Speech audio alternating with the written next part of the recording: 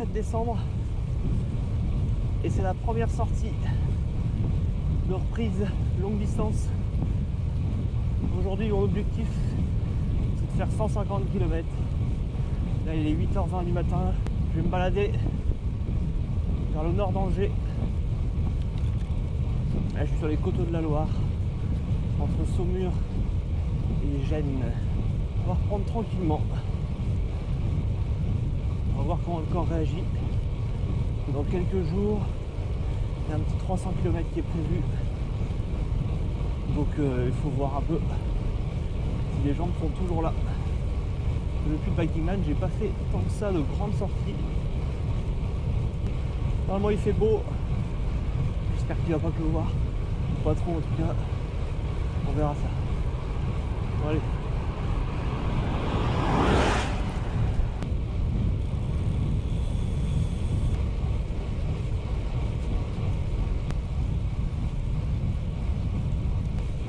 Le soleil se lève derrière moi.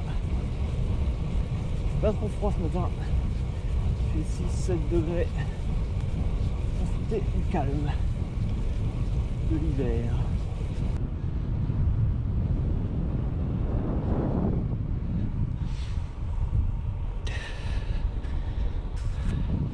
Je vais aussi profiter de cette sortie pour faire la partie débriefing Biking Man sur le thème de l'entraînement.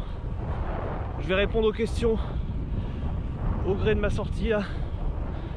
Comme ça vous aurez quelques informations sur comment je me suis entraîné pour la course.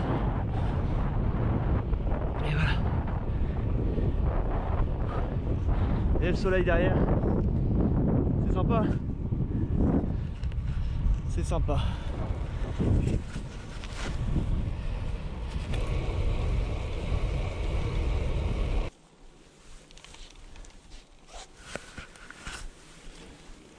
Normal. Il y a des ponts. Elles sont belles ces petites routes. C'est vallonné. Tout ce que j'aime. Là, il n'y a pas des ponts, mais il y a des dragons. Là, ça les a vus.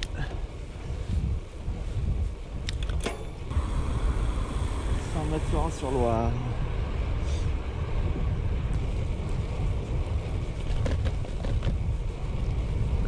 Là on fait un peu de plat, on est à la vallée de l'Othion. On va mettre dérouler un peu les jambes.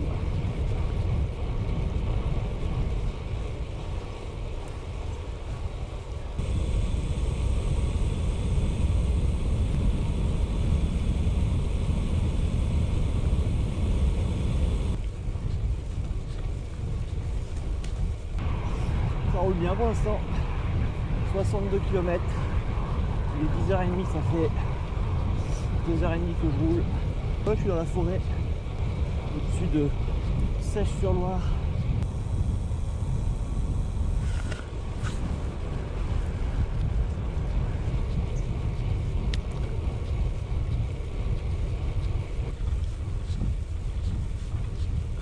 « 72 km, 10h50.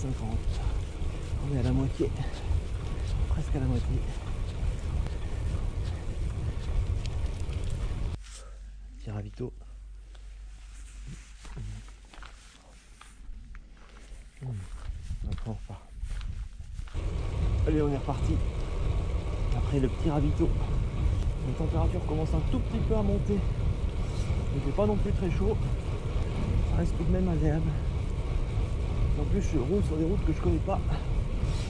C'est sympa. C'est Nord-Loire, je viens pas souvent dans ces coins là.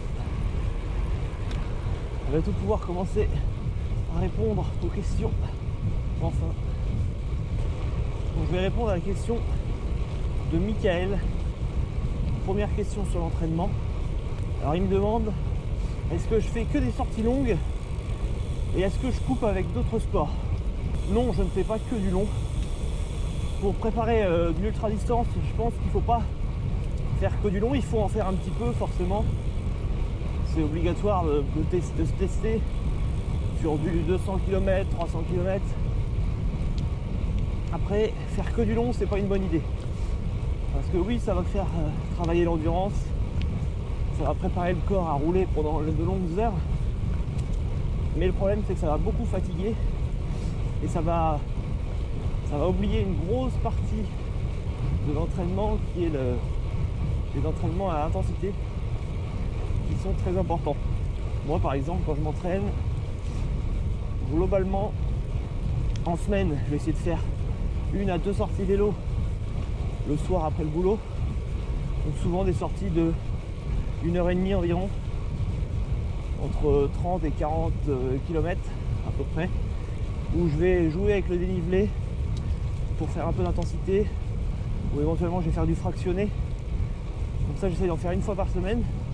Puis la deuxième sortie, elle sera plus cool, elle est en mode pareil, pas beaucoup de durée, 1h, 1h30, 2 heures maximum, mais en mode tranquille où je vais pas rouler très vite.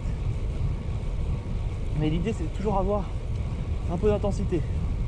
Alors après, c'est pas grave si on n'en a pas, si on chante l'entraînement d'une semaine, mais c'est bien d'en avoir. Ça permet de faire monter le cœur et ça aide beaucoup, par exemple, pour tout ce qui est ascension dans les longues courses. Quand il y a des ascensions, d'avoir fait les entraînements en intensité, ça aide beaucoup. Et ça sert à rien de faire des sorties très très longues. 1h30 bien efficace, avec le cœur qui monte bien, c'est super efficace. Après, c'est quand même important de faire aussi un peu de long de temps en temps. Moi, je pense que dans l'idée, il faut essayer de faire au moins une sortie longue par mois. Qu'est-ce que j'entends par une sortie longue? Pour moi, une sortie longue, c'est à partir de 200 km. Alors après, ça dépend de la région, de votre manière de rouler. Mais globalement, je dirais que dans des régions normales, hors région très montagneuse, je dirais que au moins une sortie de 200 bornes par mois, c'est c'est un bon départ. Parce qu'il faut quand même le temps de récupérer, mine de rien. Alors 200 bornes, c'est pas énorme, mais ça fatigue quand même l'organisme. Surtout quand derrière, on a une vie pro, une vie perso, on n'a pas forcément le temps de se reposer énormément. Et globalement, c'est ça. Moi, pour mon entraînement, c'est ça. C'est 2 sorties par semaine de vélo dans la semaine entre lundi et vendredi. Donc avec si possible une sortie en intensité, puis l'autre sortie en endurance fondamentale. Puis après le week-end, et souvent c'est le week-end, des sorties plus longues, mais sans forcément chercher l'intensité. On va chercher plutôt des sorties tranquilles, ou avec les potes, où on va taper dedans un petit peu mais pas trop. Et puis 1 fois par mois, une sortie longue d'au moins 200 km. Alors après on peut faire plus, hein. On va progresser dans l'année, on peut augmenter la distance. Ça c'est au bon goût de chacun en fonction du temps qu'on a. Parce qu'il faut quand même se rendre compte que l'ultra distance, en tout cas l'entraînement long, quand on veut faire des longues sorties, ça prend beaucoup de temps. Ça prend tout de suite 6 heures, 8 heures, 10 heures et au-delà pas. Donc faut y penser quand même. Après au niveau des sorties longues, j'essaye de faire un peu des thèmes. C'est-à-dire que en gros, quand je vais commencer à m'entraîner, souvent c'est en hiver à partir du mois de novembre-décembre. Comme là, ma première sortie longue, 150 km, c'est pas hyper long, mais c'est au moins pour revoir un peu comment vont les jambes. Au début, je fais 2-3 sorties, on va dire, assez classiques, sans trop de thèmes, on va dire. Je vais rouler pour rouler, quoi. Et après, le reste de l'année, c'est bien d'avoir un peu des thèmes. Donc en gros, moi je prends l'exemple de l'année dernière. Donc en hiver, j'ai fait quelques sorties longues de 200 bornes environ. J'en ai fait 2-3 entre décembre et février, quoi. Ensuite en mars, je me suis fait un petit défi. Donc là, c'était le défi Ultra Grand Ouest où je suis allé dans le Finistère. Donc là, j'ai fait 5 jours de vélo à 200 km en moyenne par jour. Et donc là, en gros, le thème, c'était l'enchaînement des jours. Voir comment j'arrivais à enchaîner. Parce que là, il y avait le couvre-feu. Je ne pouvais pas rouler pendant autant de temps que je voulais. Mais au moins, j'ai enchaîné les jours avec du repos. Voir un peu comment je réagissais. J'ai fait 1000 km en 5 jours. Donc c'était plutôt pas mal. Après, j'ai refait ça j'ai refait en juin un autre entraînement. Où là, je suis allé dans les Cévennes avec mon cousin. On a fait une course d'ultra distance de 450 km qui devait être organisée mais qui a été annulée, mais on l'a fait en off. Et là, ça m'a permis de faire du dénivelé et puis de faire un peu de vitesse parce qu'on a fait quand même du 20 km/h de moyenne, ce qui n'est pas trop dégueulasse quand même. Ça m'a permis aussi de bien tester mon vélo en setup, pratiquement le setup du Vikingman. Et puis après, en juillet, je me suis fait mon 800 bornes. Donc là, c'était beaucoup. Et là, j'avais envie de le faire, j'en avais envie. Et puis, je voulais me tester sur le sommeil. Et je voulais me tester en mode ultra, c'est-à-dire là, jour et nuit non-stop, en dormant dehors. Donc c'était le thème, c'était ça le thème. Donc au final, toutes ces sorties m'ont appris pas mal de choses. Et je suis arrivé au Vikingman plutôt bien en fait. Même s'il y avait énormément de dénivelé et tout, ça s'est plutôt bien passé. Donc globalement, je retiendrai pour les sorties longues, il faut essayer d'en faire une par mois, au moins de 200 km minimum. Et puis après, essayer de faire un peu des thèmes. Pas toujours rouler au même endroit, pas toujours faire le même parcours. Comme ça, ça permet de tester son matos, puis de changer un peu. Alors si on peut, on se déplace, on va faire un peu de montagne, un peu de moyenne montagne. C'est pas mal. Et puis pour répondre aussi, si je couple avec d'autres sports. Donc ça, oui, je fais de la course à pied en plus. Donc ça, j'en fais toute l'année. J'essaie d'en faire au moins une fois par semaine. 1 à 2 fois par semaine selon le temps. Donc, je vais faire plutôt des footings la plupart du temps. Et puis de temps en temps, si j'ai pas le temps de faire une sortie en intensité en vélo, je vais la faire en vélo, je vais la faire en course à pied. C'est pas mal aussi. L'avantage de la course à pied, c'est que ça prend pas de temps, ça est efficace rapidement. Donc, en hiver, j'en fais pas mal de la course à pied. Je fais un peu moins de vélo en hiver. Donc, la course à pied, c'est sympa. Tu sors de chez toi, quand il fait nuit, c'est un peu plus facile d'aller courir, je trouve, que d'aller faire du vélo. C'est un bon moyen de se consolider, je trouve. Après, à l'approche des gros entraînements, j'arrête un peu la course à pied pour pas me blesser. Mais sinon, j'aime ça, voilà, je fais un peu de course à pied. Oh, c'est beau, là. Bah, t'es dans le chat. Je rajouterai une petite chose aussi sur les sorties longues. C'est pas utile de faire forcément des distances folles. C'est-à-dire que si on prépare un 1000 km, je pense que si on fait déjà un 400 ou 500, ça suffit amplement. Un 400, 500 sur 2 jours par exemple, ça permet déjà d'avoir une bonne idée. Et après, moi je pense qu'on peut se lancer sur un 1000. Faut pas faire un 1000 km avant, faire un 1000 en objectif, quoi. Ça sert à rien. Il y a un moment en fait, au bout d'un certain nombre d'heures, on sait comment l'organisme y réagit. Après, c'est une question de mental. Donc honnêtement, je pense que si on arrive à faire 300, 400 bornes, voire 500 en 1 à 2 jours, on est prêt à faire des objectifs de 1000 km.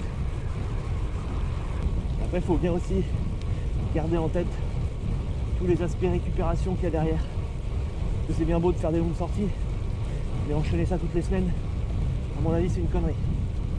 Il faut laisser le temps à l'organisme de se reposer et il en sera que plus performant. Des fois, on croit qu'on perd la forme quand on arrête pendant 2 semaines de faire du sport, mais c'est faux. Après, on peut perdre si on fait trop d'abus et tout ça, mais on perd pas tant que ça. Donc voilà, pour ce qui est des sorties longues et des autres sports. La deuxième question, c'était une question de Scarel Blue, je crois que ça se dit comme ça. Il me demande si j'avais une prévision de vitesse moyenne pour la course et si j'avais une prévision des temps de passage dans les checkpoints. Et je mets ça avec une question aussi de Didier B qui me demande si j'avais la même vitesse moyenne le jour et la nuit.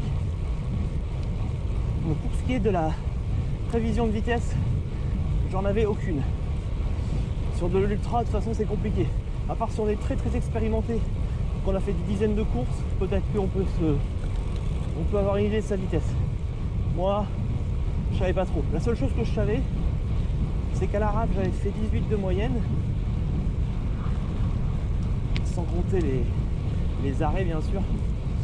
Donc je savais qu'à l'Euskadi, j'allais faire moins de 18 parce que j'avais un vélo plus lourd et puis le dénivelé était beaucoup plus important, les pentes sont plus raides. Je savais juste ça, mais sinon j'avais aucune idée de ma vitesse moyenne. Donc par conséquent, j'avais pas du tout prévu mes arrêts au checkpoint. J'ai arrivé à peu près à les prévoir pendant la course, 6h, 8h avant, en me disant je vais arriver au checkpoint 1 à 13h le mardi, blablabla. Mais avant la course c'est impossible parce que sur des courses d'ultra et en plus le Scali qui est hyper dur, c'est difficile d'avoir des prévisions. Il peut se passer tellement de choses. Et je pense que c'est pas une super idée d'avoir des prévisions parce que si on ne suit pas l'objectif, ça peut être très dur pour le moral.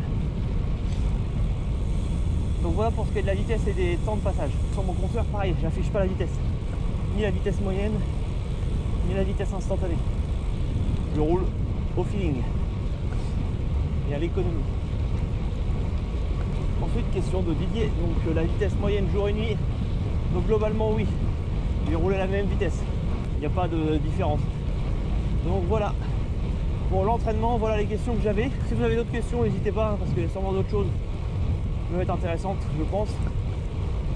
Je répondrai en commentaire, il n'y a pas de souci. Donc là, ben, je vais continuer ma sortie. Je suis à 88 km.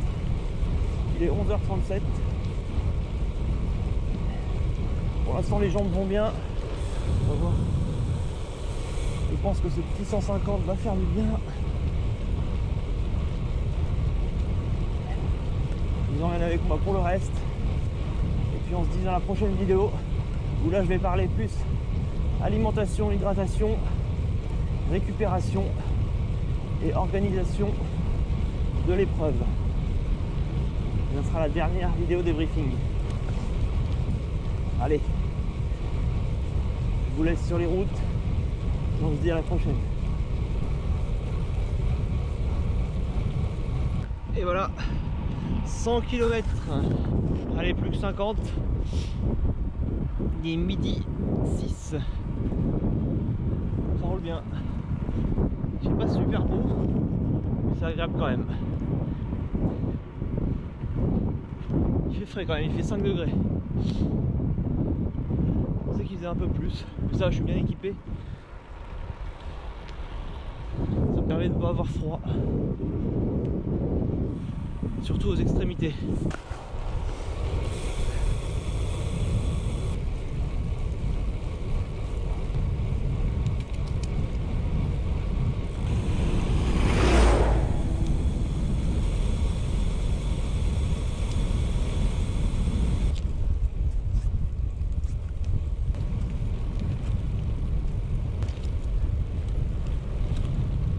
J'ai un coup de mou là.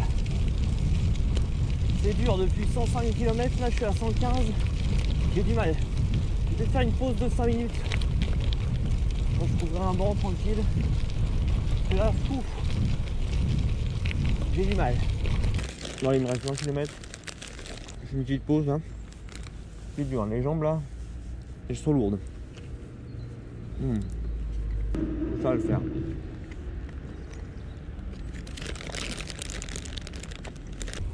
Il reste 20 bornes.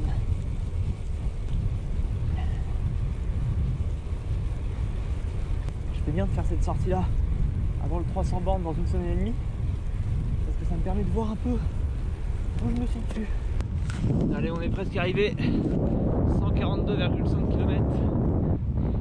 14h15. Je roule moins vite là, mais bon, c'est dur hein. Je pensais pas que j'allais avoir les jambes aussi lourdes.